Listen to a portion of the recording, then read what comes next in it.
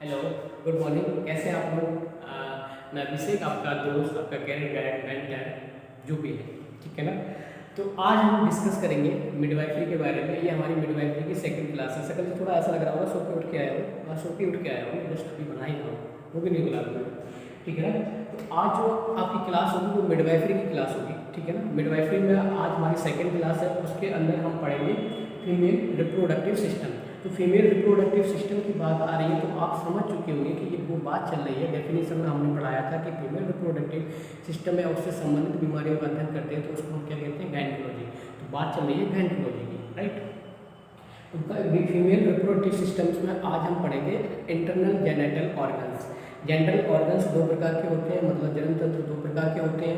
एक होता है एक्सटर्नल जेनेटल ऑर्गन्स, एक होता है internal genital organs. External genital organs मैं आपको नहीं पढ़ाऊंगा, आपको खुद पढ़ने पड़ेंगे किताब से द्वारा, जैसे भी आप पहले से जानते हैं, और वो आपको खुद पढ़ने पड़ेंगे। मैं बता देता हूँ होते कौन कौन से हैं।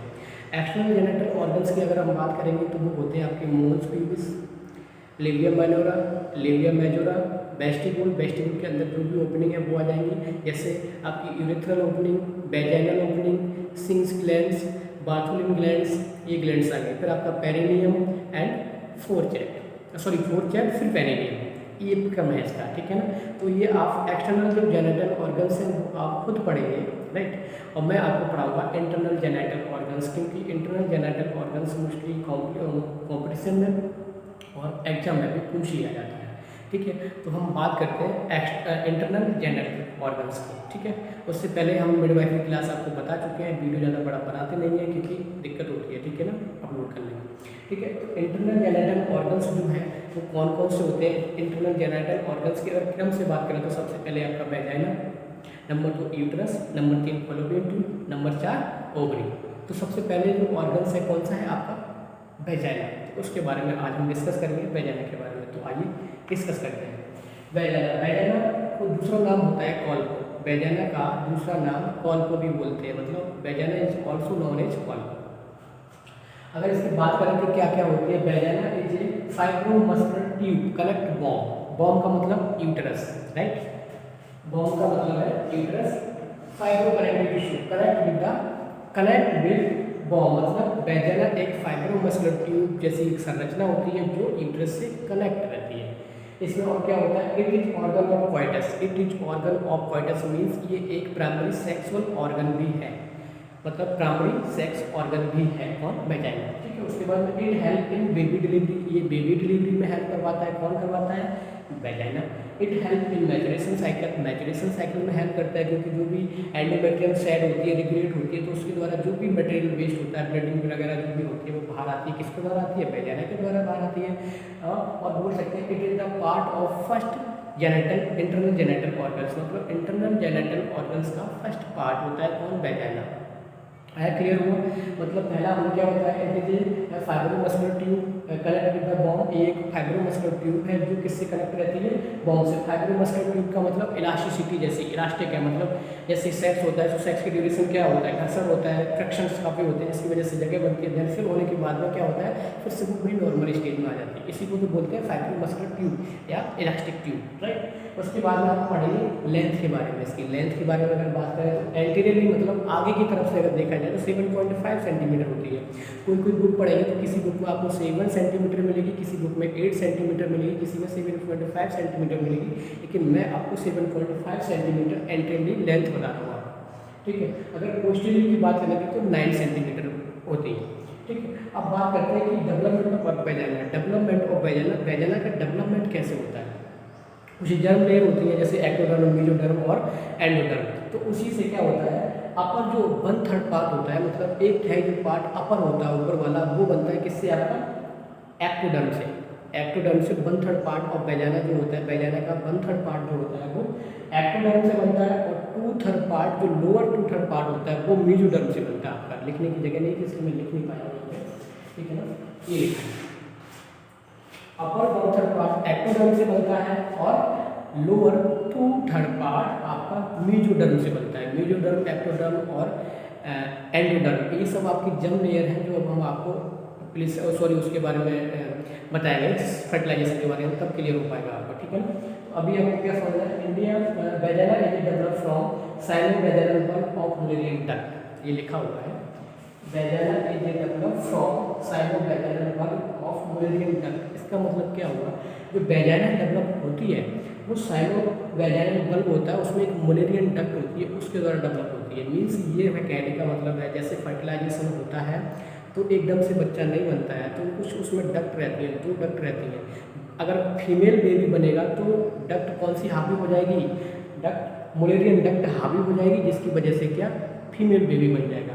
अगर मेल बनना होगा तो बाल फ्रेम डक्ट होती है, बाल फ्रेम डक्ट होती है, अगर वो हावी हो जाएगी तो क्या हो जाएगा, मेल बेबी बन जाएगा। फीमेल बेबी बनेगा तो मुलेरियन डक्ट। आपको यहाँ पे सिर्फ ये समझना है कि वैजाइना के अंदर साइनोवैजिनल बल्ब होता है, उसके अंदर मुलेरियन डक्ट होती है। मुलेरियन डक्ट अगर हावी हो जाएगी ड्यूरिंग प्रेगनेंसी फर्स्ट ट्राइमेस्टर में, मतलब फर्स्ट वीक या सेकंड वीक की ड्यूरेशन की, अगर ये हावी हो जाएगी तो क्या बेबी गर्ल बन जाएगी।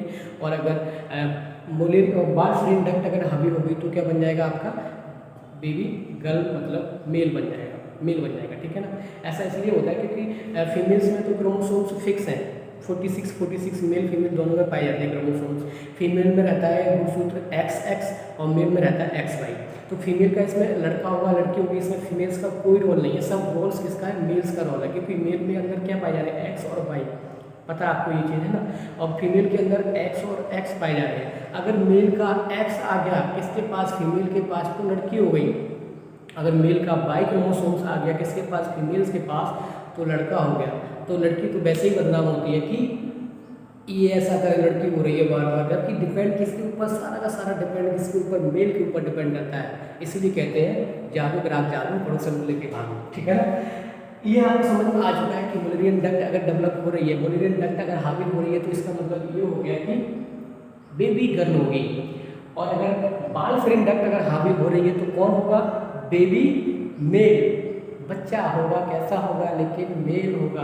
अगर बाल फ्रेम डक्ट हावी हो रही है, लेकिन यहाँ पे अगर मुलेरियन डक्ट हावी हो रही है तो बेबी होगी, कैसी होगी, गर्ल होगी। अब बात करते हैं कि ब्लड सप्लाई की, समझ में आ रहा है जो समझा रहा हूँ आपको। अब ब्लड सप्लाई की बात करते हैं वैजाइना के, वैजाइना को ब्लड सप्लाई कैसे होता है। एट्रियल, अगर आर्टरी की सप्लाई करेंगे, एट्रियल सप्लाई की बात करेंगे तो रहता है आपका वैजाइनल आर्टरी, ठीक है। वैजाइनल आर्टरी में ब्रांच की बात करेंगे, ब्रांच की बात करेंगे तो क्या आपका इंटरनल इलियक आर्टरी, ठीक है।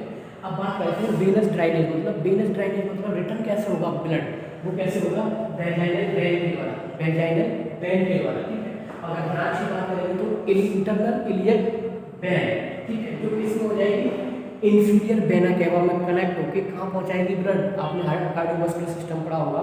Inferior vena cava lower part से ब्लड लेके आएगी, कौन सा ब्लड लेके आएगी, इम्प्योर ब्लड लेके आएगी। और सुपीरियर वेना केवा जो होगी वो इम्प्योर ब्लड लेके सुपीरियर पार्ट से लेके आएगी। दोनों आके कहाँ मिलेंगी, दोनों आके राइट एट्रियम में, किसमें, लंग्स, सॉरी हार्ट के अंदर चली जाएंगी। वहाँ पे क्या, वहाँ से फिर ट्राइक बल्ब के द्वारा पल्मोनरी आर्टरीज होते हुए लंग्स में जाएंगे, लंग्स से पल्मोनरी वेन के द्वारा होते हुए बाइक एसिड बल्ब के द्वारा लेफ्ट वेंट्रिकल में जाएगी, लेफ्ट वेंट्रिकल से आयोटा के द्वारा पूरी बॉडी में सप्लाई करती जाएगी, ठीक है। तो ये मिल गया ब्लड सप्लाई जाने का। उसके बाद करते हैं कि लेयर ऑफ वैजाइना क्या क्या होती है। लेयर की बात करें तो आउटर लेयर जो होती है वो फाइब्रस टिश्यू से मिलकर बनी होती है। आउटर जो लेयर होती है फाइब्रस टिश्यू से मिलकर बनी होती है। मिडिल जो लेयर होती है वो स्मूथ मसल से मिलकर बनी होती है। और जो इनर लेयर होती है उसको म्यूकोसा लेयर बोलते हैं, मतलब बेसिलस लेयर बोलते हैं, जो किससे म्यूकस मेम्ब्रेन या म्यूकोसा लेयर से मिलकर बनी होती है। जो इनर म्यूकोसा लेयर होती है उसमें APC पाया जाता है। APC मतलब antigen presenting cell, antigen presenting cells which are more susceptible for HIV virus. Females के अंदर क्या रहता है, फिर बोला जाता है कि किसी को एड्स है, अगर फीमेल्स को एड्स है तो वो अगर प्रोटेक्शन यूज नहीं करता है, कोई मतलब प्रोस्टिट्यूशन से उसको अगर एड्स हो गया है तो उसके अंदर क्यों कि मतलब ज़्यादा सेक्स मतलब प्रोस्टिट्यूशन है, उसके अंदर क्या हो रहा है, APC पाया जा रहा है, किसी सेल से अगर कोई प्रोटेक्शन यूज नहीं कर रहा है, बिना प्रोटेक्शन के कर रहा है तो उसको HIV होने के चांसेस है, एड्स होने के चांसेस है।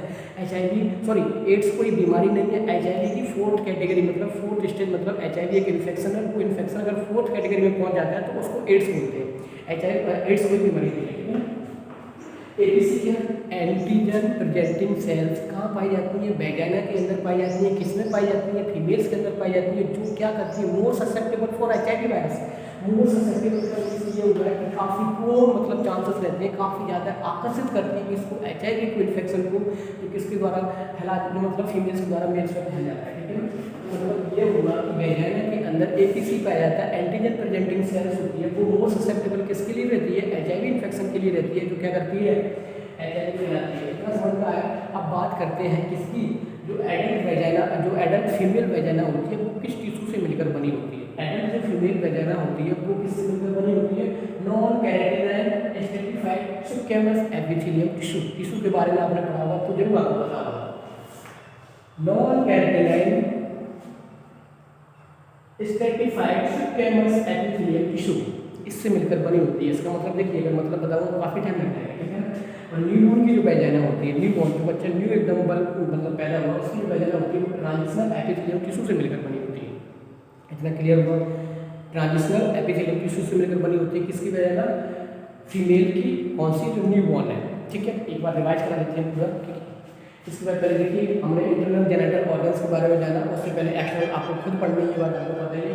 वेजाइना को हम कॉर्पो नाम से भी जानते हैं, ठीक है। Vagina is a fibromuscular tube which connect of the बॉम, मतलब इलास्टिक जैसी मतलब संरचना होती है, इलास्टिक ट्यूब से मिलकर बनी होती है, फाइब्रोमस्कुलर टिश्यू से मिलकर बनी हुई है, जो किससे कनेक्ट रहती है, डायरेक्ट बॉम से कनेक्ट रहती है। एक आपने डायग्राम देखा होगा इंटरनल एरिया को, इंटरनल जो जेनिटल ऑर्गन्स होते हैं, ओवरी जिसमें रहता है आपका फैलोपियन ट्यूब रहता है, वेजाइना रहता है, सर्विक्स रहता है, इस्टमस रहता है, इन्फंडिबुलम रहता है, बहुत सारे जो भी इंटरनल पार्ट्स हैं वो सारे रहते हैं। उसका डायग्राम आप देख लेना, यहाँ पे बना नहीं सकता, ठीक है, क्योंकि टाइम काफ़ी लग जाएगा उसको एक्सप्लेन करने में, इतना टाइम है नहीं, ठीक है ना। अगर इसकी बात करें तो it is a sexual organ, मतलब प्राइमरी सेक्सुअल ऑर्गन वेजाइना, तो सेकेंडरी कौन सा, सेकेंडरी आपकी ब्रेस्ट आ जाती है। सेकेंडरी सेक्सुअल ऑर्गन ब्रेस्ट है, प्राइमरी सेक्सुअल ऑर्गन कौन सा है, वेजाइना है। It help in baby delivery में हेल्प करता है, मेचुरेशन साइकिल में हेल्प करता है, और first sexual organ, first internal genital organs भी है, और फर्स्ट सेक्सुअल ऑर्गन भी है क्या, वेजाइना, ठीक है। अगर लेंथ की बात करें एंटीरियरली मतलब आगे की तरफ 7.5 सेंटीमीटर, किसी किसी बुक में आपको 7 से 8 सेंटीमीटर भी बोलेगा। क्वेश्चन अगर पीछे की तरफ होगा, इसकी पीछे की ओर लेंथ होती है वो 9 सेंटीमीटर होती है। डेवलपमेंट ऑफ वेजाइना, वेजाइना किस तरीके से डेवलप हो रही है, कौन सी जंग लेयर से डेवलप हो रही है, तो वो हो रही है 1/3 अपर पार्ट 1/3 हो रहा है, वो किससे डेवलप हो रहा है, आपका एक्टोडर्म से। लोअर 2/3 पार्ट वो हो रहा है वो मेरिडर्म से हो रहा है। वेजाइना के develop from sinovaginal bulb of Mullerian duct, Mullerian duct होती है, अगर वो हावी हो जाएगी तो क्या हो जाएगा, बेबी गर्ल हो जाएगी। और वाल्पिन डक्ट अगर हावी हो जाएगी तो वो क्या हो जाएगा, बेबी मेल हो जाएगा। अगर बात करते हैं ब्लड सप्लाई की, ब्लड सप्लाई एट्रियल सप्लाई की बात करेंगे तो वेजाइनल आर्टरी के द्वारा, अगर ब्रांच की बात करेंगे तो इंटरनल इलियक आर्टरी हो जाएगा। वेनस राइनस की बात करेंगे तो वेनस वेजाइनल वेन हो जाएगा। अगर ब्रांच की बात करेंगे तो इंटरनल इलियक वेन हो जाएगा, जो उसको इन्फीरियर वेना कैवा से राइट एट्रियम में चली जाएगी, ठीक है। लेयर ऑफ वेजाइना की बात करेंगे तो outer layer fibre tissue, middle layer जो बनी होती है स्मूथ मसल टिश्यू से मिलकर बनी होती है, इनर लेयर होती है म्यूकस लेयर से मिलकर बनती है, म्यूकस लेयर बोलते हैं, ये मोस्ट ससेप्टेबल होती है HIV के लिए, इसमें क्योंकि उसमें एंटीजन प्रेजेंटिंग सेल्स पाई जाती है। फास्ट बोल रहा हूँ, आई नो हो, लेकिन क्या कर सकते हैं, है ना। एक बार देख लीजिए इसको, फिर बताता हूँ आपके बारे में। अब आपका छोटा सा गिलास का कोई बचा हुआ है, इसको मिटा देता हूँ मैं, आप देख लीजिएगा, है ना। स्क्रीनशॉट ले लीजिए अगर लेना हो, ले लीजिए, स्क्रीनशॉट ले लिया होगा आपने, इतना टाइम नहीं, ठीक है ना। अब थोड़ी सी बात करते हैं कि डिफरेंट एज में वेजाइना की पीएच क्या होती है।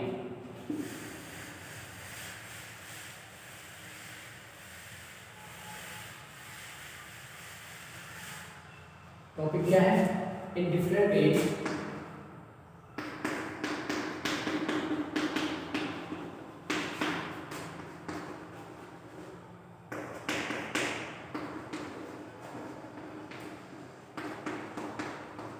वेजाइना पीएच, मतलब बर्थ से लेके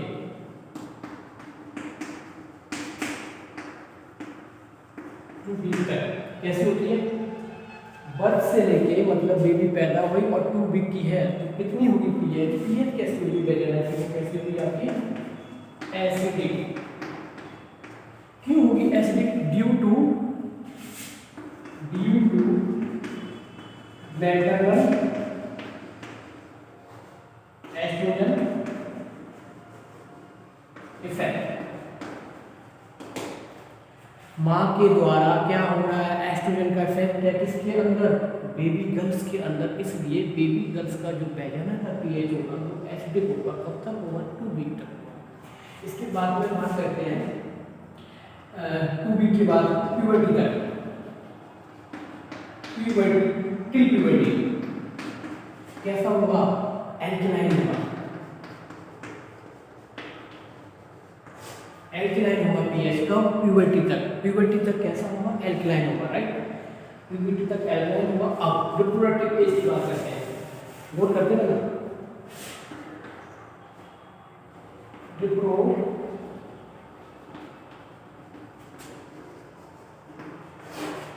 रिप्रोडक्टिव एज, यहाँ थोड़ा डाउट वाला सवाल आ गया, ठीक है, किसी अब बात करते हैं कि इंडिया के अंदर रिप्रोडक्टिव एज किसको कहते हैं। रिप्रोडक्टिव एज का मतलब होता है जिस दिन से फीमेल के अंदर मीनार्की आई और मीनोपॉज तक का समय रिप्रोडक्टिव एज कहलाता है। रिप्रोडक्टिव एज का मतलब समझिए पहले ध्यान से, प्यूबर्टी से लेकर मीनोपॉज तक का समय रिप्रोडक्टिव एज कहलाता है, मतलब उस ड्यूरेशन फीमेल्स प्रेग्नेंट हो सकती है। अगर किसी बुक में पढ़ेंगे तो आपको रिप्रोडक्टिव एज फीमेल्स की मिलेगी 15 साल से लेकर 44 साल, राइट, किसी बुक में पढ़ेंगे आप 15 साल से लेकर 45 साल। लेकिन अगर WHO के अकॉर्डिंग देखेंगे कि reproductive age of female in India according to WHO को मिलेगी आपको 15 साल से लेकर 49 ईयर तक। समझ में आया? तो मेरा मतलब रिप्रोडक्टिव एज मतलब मीनार्की से लेकर मीनोपॉज तक का जो समय होगा, मतलब रिप्रोडक्टिव एज है जिसमें लड़की प्रेग्नेंट हो सकती है, उस ड्यूरेशन वैजाइना की पीएच क्या होती है, जो पीएच होती है आपकी एसिडिक, एसिडिक कितनी से कितनी होती है, 3.3 से 3.5 शायद देख लीजिए उसको। तो वैजाइना की जो पीएच होती है प्यूबर्टी एज में, हाँ जी एसिडिक होती है, एसिडिक लिख लीजिए, नोट कर लीजिए इसको, एसिडिक होती है, ठीक है। अगर वन टर्म में बात करेंगे तो कितनी होती है, वन टर्म में अगर बात करेंगे 3.5, ठीक है, ये वही रिप्रोडक्टिव एज में आपकी ये। अगर बात करते हैं मीनोपॉज की बात क्या होता है, मीनोपॉज की बात कैसी पीएच रहती है,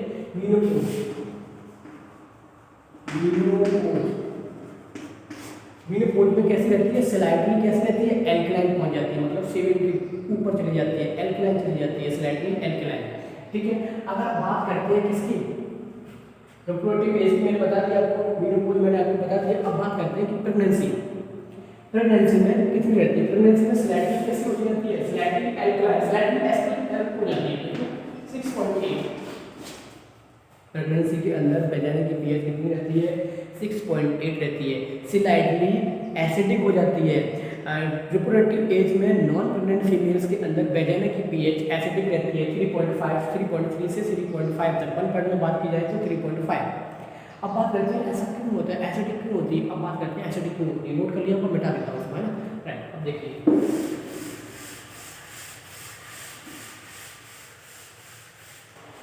फीमेल्स की जो वैजाइना होती है उसमें नॉर्मल फ्लोरा पाई जाती है। नॉर्मल फ्लोरा का मतलब होता है कि ऐसे बैक्टीरिया वायरस जो हमारी बॉडी के अंदर पाए जाते हैं, हमें नुकसान नहीं करेंगे लेकिन हमें फायदा करेंगे, उसको बोलते हैं नॉर्मल फ्लोरा। ठीक है, अब बात करते हैं किसकी, वैजाइना की। वैजाइना की बात कर रहे हैं, उसमें कौन सा बैक्टीरिया पाया जा रहा है, बोर्डरलाइन बैसिलाई, बोर्डरलाइन बैसिलाई, नहीं सी बनेगी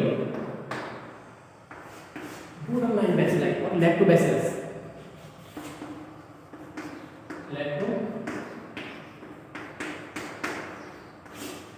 ये तो क्या है, ये नॉर्मल फ्लोरा है, किसकी नॉर्मल फ्लोरा है, वैजाइना की, किसकी वैजाइना की, फीमेल्स की।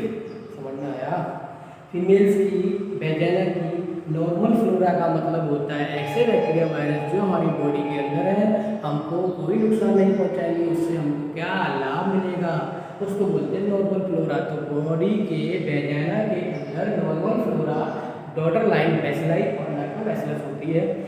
ठीक है, अब देखिए बोर्डरलाइन बैसिलाई है, बोर्डरलाइन बैसिलाई है, कैसा बैसिलाई है,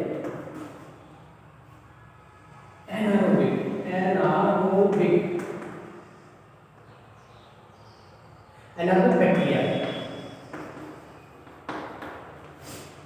एनारोबिक बैक्टीरिया का मतलब होता है, एरोबिक बैक्टीरिया मतलब ऑक्सीजन की उपस्थिति में प्रेजेंट जो रहेगा एरोबिक बैक्टीरिया। एनारोबिक बैक्टीरिया का मतलब होता है जो बिना ऑक्सीजन की उपस्थिति में भी अपने आप को सही रख सकता है, मेंटेन रख सकता है, उसको बोलते हैं एनारोबिक बैक्टीरिया। अब एनारोबिक बैक्टीरिया है, अब देखिए कहाँ पाया जा रहा है, वैजाइना के अंदर एनारोबिक है, इसका नेचर कैसा एनारोबिक है। अब देखिए अगर ग्लाइकोजन है, ग्लाइकोजन को हम डोडरलाइन बेसलाइन की उपस्थिति में डोडरलाइन बेसलाइन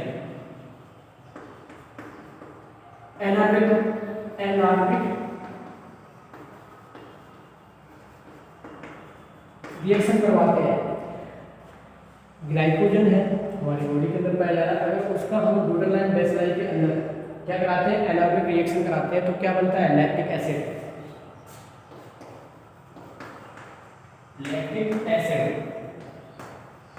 लैक्टिक एसिड एसिड आ गया ना, एसिड कैसा हो गया, एसिड का प्रवृत्ति एसिडिक होगी, तो इसीलिए डोडरलाइन बेसलाइन होता है। तो कैसा होता है, एनारोबिक बैक्टीरिया है और उसका नेचर कैसा है, एसिडिक है। क्योंकि बेजाना का जो पीएच है एसिडिक है। क्यों एसिडिक है, डोडरलाइन बेसलाइन पाया जा रहा है, डोडरलाइन बेसलाइन पाया जा रहा है। ग्लाइकोजेंस का अगर डोडरलाइन बेसलाइन और एनारोबिक रिएक्शन करा रहे हैं तो लैक्टिक एसिड बन रहा है। लैक्टिक एसिड कैसा होता है, एसिडिक होता है, इसीलिए डोडरलाइन, इसीलिए बेजाना का जो पीएच होता है एसिडिक होता है। क्लियर हुआ, क्लियर हो गया, एसिडिक होता है। क्यों होता है, क्लियर हो गया आपको। देख लो एक बार खटाक से, जल्दी से देखिए, बताइए मुझे।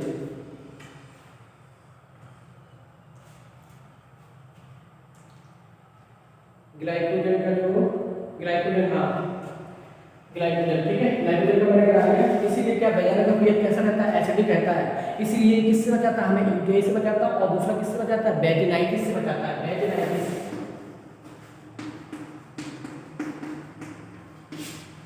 अरे भाई बेजाना में पाया जा रहा है, कौन, डोडरलाइन बेसलाइन पाया जा रहा है, किससे बचाता है, यूटीआई से बचाता है, यूरिनरी ट्रैक्ट इन्फेक्शन से बचाता है, कौन, डोडरलाइन बेसलाइन। अगर वो नहीं होगा तो यूटीआई इजीली हो जाएगा। और क्या लगता है, वेजिनाइटिस, वेजिनाइटिस आईटीएस किसी वर्ड के पीछे लगता है, उसका मतलब हो जाता है इन्फ्लामेशन। तो वेजिनाइटिस के पीछे क्या लग गया, आईटीएस लग गया, मतलब वेजाइना का inflammation, inflammation of the vagina is called the vaginitis. Clear हुआ। जो वेजाइना का जो मैंने पीएच बताया था नॉन प्रेग्नेंट के अंदर थोड़ा गलत हुआ है, तो थोड़ा देख लीजिए। मैंने बताया था 3.4 से 4.5, आपको मैंने बताया था 3.4 से 3.5, ठीक है। तो जॉब चेक कर लीजिए, नॉन प्रेग्नेंट के अंदर 3.4 से 4.5 वेजाइना का पीएच होता है। अगर वन टर्म में बात करेंगे तो 3.5। अभी थोड़ा पीछे मैंने बताया, थोड़ा क्लियर कर लीजिएगा इसको, ठीक है।